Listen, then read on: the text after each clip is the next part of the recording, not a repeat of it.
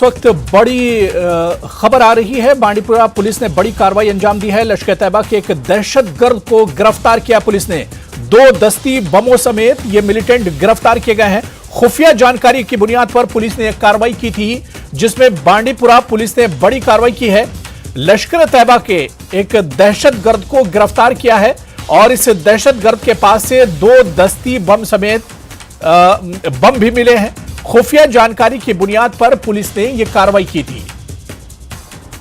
तो बांडीपुरा पुलिस की बड़ी कार्रवाई, जहां पर लश्कर तैयबा का एक दहशतगर्द गिरफ्तार किया गया। इसके पास से 2 दस्ती बम भी पकड़े गए हैं। खुफिया जानकारी की बुनियाद पर पुलिस ने कार्रवाई की है। तो इस वक्त बांडीपुरा से बड़ी खबर आ रही है, जहां पर पुलिस ने बड़ी कार्रवाई अंजाम देते हुए लश्कर का एक दहशतगर्द गिरफ्तार किया है। और वो तस्वीरें भी आपके पास, जिसमें 2 दस्ती बमों समेत ये मिलिटेंट गिरफ्तार किया गया है।